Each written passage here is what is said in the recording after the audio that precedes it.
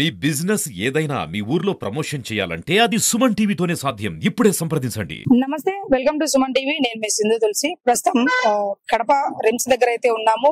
Pulivendula YS Vivekananda గారి ఇంటి watchman గత రోజు రాత్రి మరణించడం అయితే జరిగింది.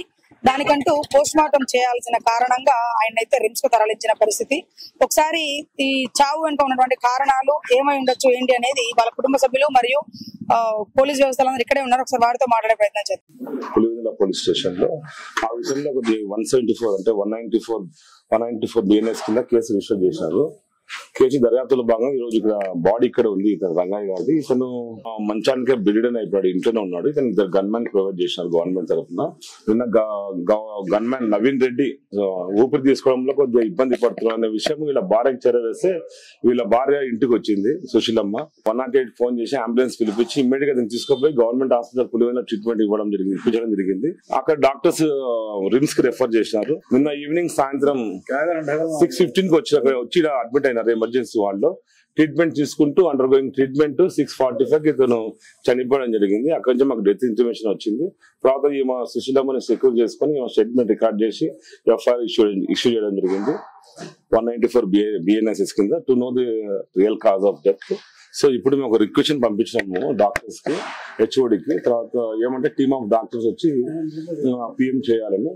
సో మీకు ఇంకా ఏమైనా అనుమానాలు ఉంటే cause of death, real cause of death మనకు పిఎం లో తెలిసిపోతుంది. ఇది విషయం. తీసుకొచ్చినారు, ఏమి మాట్లాడాలా, మరణపాలు చేసి పెట్టారు. పోలీసులు గడ్డ కొని ఇవ్వమంటే నీ పిల్లల్ని పిలుచుకోమంటారు.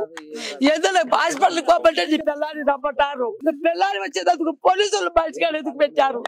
6 సంవత్సరాలు, ఒక్క రోజు కాదు, 2 రోజులు కాదు, 6 సంవత్సరాలు మా ఇంట్లో బంధించినారు.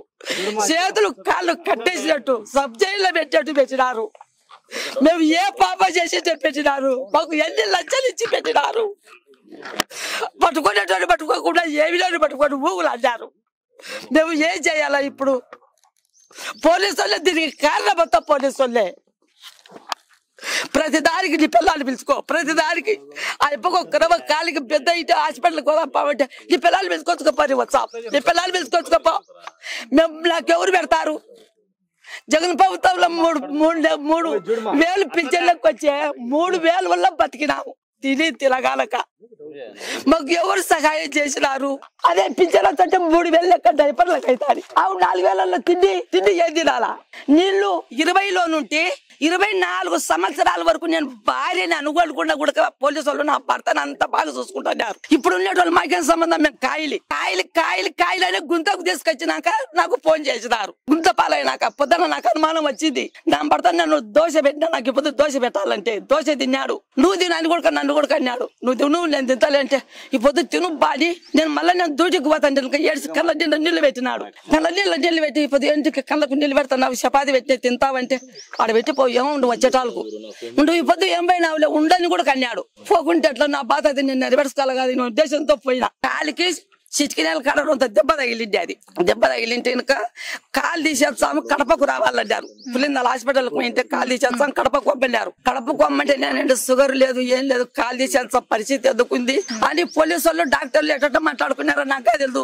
డాక్టర్లతో పోలీసు వాళ్ళు మాట్లాడినాక నా దగ్గరకు వచ్చి మాటికి పోవాలమ్మా, ఇటుకు పోవాలమ్మా. కడప పులిందల హాస్పిటల్ ఉంటే సర్జరీ చేసింటే 1000 రూపాయలు తీసుకున్నారు.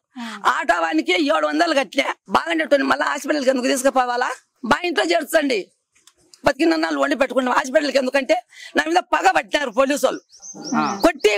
కొట్టి మనిషికి నిలబడడానికి శక్తి లేదు, కూర్చోనికి శక్తి లేదు. విన్నారు కదండి, పోలీసుల కథనం ప్రకారం ఆయన సాధారణంగానే మరణించారు, ఆరోగ్యపరంగా బాగలేకతే మరణించారనేది వాళ్ళు ధృవీకరించారు. కానీ వాళ్ళ భార్య మాత్రం ఈ చావు వెనుక వేరొక కోణం ఉంది, ఒక కుట్ర అయితే నడిపిస్తోంది అన్నట్టు ఆవిడ వాపోతున్నటువంటి పరిస్థితి.